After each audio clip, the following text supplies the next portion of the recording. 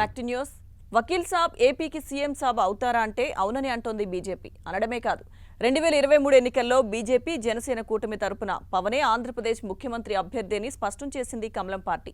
Tirupati parliament స్థానానికి ఉప ఎన్నిక జరుగుతున్న వేళ ఏపీ బీజేపీ అధ్యక్షుడు సోము వీర్రాజు చేసిన ప్రతిపాదన పొలిటికల్ సర్కిల్లో సరికొత్త చర్చకు తెరలేపింది. ఎమ్మెల్సీ ఎన్నికల రోజున తెలంగాణ బీజేపీ నేతలపై ఓ రేంజ్లో విమర్శలు చేశారు పవన్. టీఆర్ఎస్ కు సపోర్ట్ చేయాలంటూ అభిమానులు జనసేన కేడర్ కు పిలుపునిచ్చారు. ఇదే సీన్ తిరుపతి ఉప ఎన్నికలో రిపీట్ అయితే ఏంటా అనే డైలమానే బీజేపీతో ఇలాంటి స్టేట్మెంట్ ఇప్పించిందనే టాక్ వినిపిస్తోంది.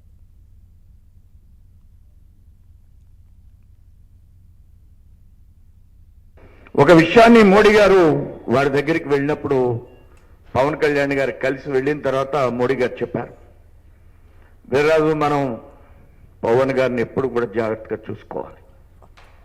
వారు కాబోయేటువంటి ప్రధానమంత్రి ప్రచార సందర్భంగా పవన్ కళ్యాణ్ గారిని పువ్వులా చూడాలి మనం అని వారి హెలికాప్టర్లోనే పవన్ కళ్యాణ్ గారిని కూర్చోబెట్టి ఆ 7 బహిరంగ సభల్లో ఇద్దరు కలిసే తిరిగారు. ఆయన కాబోయేటువంటి ప్రధానమంత్రి అయినప్పుడు కూడా పవన్ గారు అంటే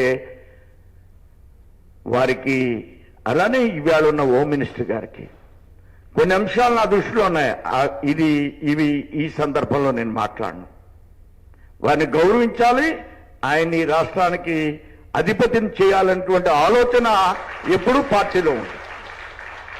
ఇది పవన్ సీఎం అభ్యర్థి అని చెప్పడం వెనుక తాత్కాలిక ప్రయోజనాలతో పాటు దీర్ఘకాలిక ప్రయోజనాన్ని బీజేపీ ఆశిస్తోంది. ఇందులో తాత్కాలిక ప్రయోజనం తిరుపతి లోక్సభ స్థానం ఉప ఎన్నిక. తాము పోటీ చేస్తామని జనసేన పట్టుబట్టినా రత్నప్రభను బరిలోకి దింపింది బీజేపీ.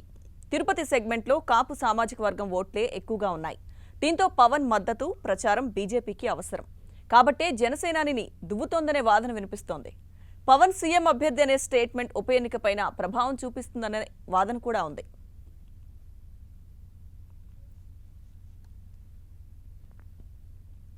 అయితే పార్టీ హైకమాండ్ విధానాన్ని సోము వీర్రాజు చెప్పారని బీజేపీ ఎంపీ జీవీఎల్ స్పష్టం చేశారు. వచ్చే ఎన్నికల్లో బీజేపీ జనసేన తరపున సీఎం అభ్యర్థిగా పవన్ బరిలోకి దిగుతారని జీవీఎల్ చెప్పారు. ఎవరు ఏ రకంగా అర్థం చేసుకోవాలో టీడీపీ వారికి అర్థమైంది, వైసీపీ వాళ్ళకి అర్థమైంది, గుబులు మొదలయ్యింది, ప్రజల్లో ఒక ఖచ్చితమైన సంకేతం వెళ్ళింది. సో కాబట్టి దీనిలో ఎటువంటి అస్పష్టత ఎవరికి ఉండవలసిన అవసరం లేదు. సోము వీర్రాజు గారు రాష్ట్ర అధ్యక్షుడిగా, భారతీయ జనతా పార్టీ ప్రప్రథమ నాయకుడిగా రాష్ట్రం నుంచి ఆయన కేంద్ర నాయకులతో చర్చించిన సందర్భాలు, ఆయన వారి మనసులో ఉన్న మాటను తన మాటగా చెప్పారనే మేమందరం భావిస్తాం. సో సోము వీర్రాజు గారు చెప్పిందే పార్టీ విధానం. బీజేపీ జనసేన కూటమి వచ్చే ఎన్నికల్లో పోటీ చేస్తుంది. అధికారం ప్రత్యామ్నాయంగా బీజేపీనే నిలబడుతుంది, బీజేపీ జనసేన కూటమే నిలబడుతుంది. సో కాబట్టి ఆయన వ్యాఖ్యలు ఎటువంటి అనుమానాలకి ఎటువంటి దానికి ఆస్కారం లేదు. ఖచ్చితంగా ఉమ్మడి అభ్యర్థిగా మరి పవన్ కళ్యాణ్ గారు ఉంటారన్న వ్యాఖ్యలే చెప్పారు. సోము వీర్రాజు గారు రాష్ట్ర అధ్యక్షుడు, 4 దశాబ్దాల అనుభవం ఉన్న మరి నాయకుడు, పార్టీ ఆవిర్భావం ముందు నుంచి పార్టీతో అనుబంధం కలిగిన నాయకుడు. సో ఖచ్చితంగా సోము వీర్రాజు గారు చెప్పే వ్యాఖ్యలు పార్టీ వ్యాఖ్యలే అవుతాయి. బీజేపీ స్టేట్మెంట్ పై జనసేన సానుకూలంగానే స్పందించింది. పవన్ కు బీజేపీ మంచి గుర్తింపునిస్తుందన్నారు జనసేన నాయకులు నాదెండ్ల మనోహర్.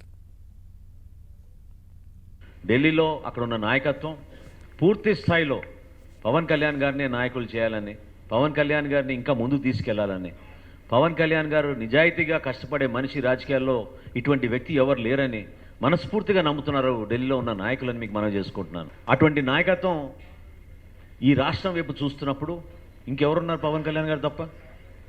పవన్ కళ్యాణ్ గారిని వాళ్ళు ప్రోత్సహిస్తారు. పవన్ కళ్యాణ్ గారి నాయకత్వంలోనే మనం అందరం పనిచేయాలి. పవన్ కళ్యాణ్ గారిని మన దృష్టిలో పెట్టుకుని మనం జన సైనికులుగా మనందరం కూడా నిజాయితీగా పనిచేయాలి. వచ్చే వారంలోనే పవన్ కళ్యాణ్ గారు ప్రచారానికి వస్తున్నారు తిరుపతికి. ఎప్పుడు కూడా మన కోసం, మన పార్టీ కోసం ఈ సందర్భంగా తిరుపతి ఉప ఎన్నికల్లో తన వంతు తను కృషి చేయాలనే ఉద్దేశంతో పవన్ కళ్యాణ్ గారు రాబోతున్నారు, మనకి ప్రచారంలో పాల్గొనబోతున్నారు.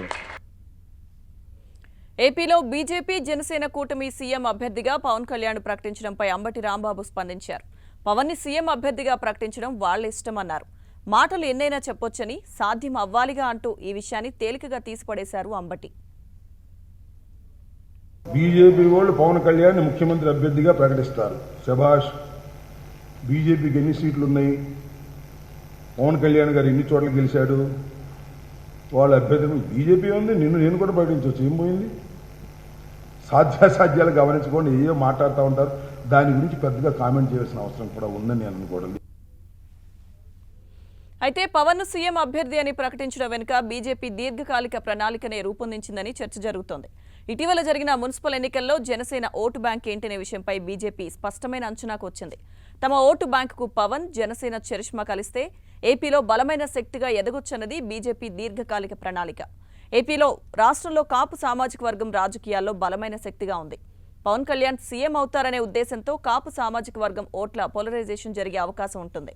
ఇక దానివల్ల వైసీపీ బలం తగ్గే అవకాశం ఉంటుంది. మొత్తం మీద పవన్ కళ్యాణ్ను ముఖ్యమంత్రి అభ్యర్థిగా ప్రకటించడం ద్వారా రాష్ట్రంలో బలమైన శక్తిగా రూపొందాలనే వ్యూహాన్ని బీజేపీ రచించినట్టు కనిపిస్తోందన్నది విశ్లేషకులు చెబుతున్న మాట.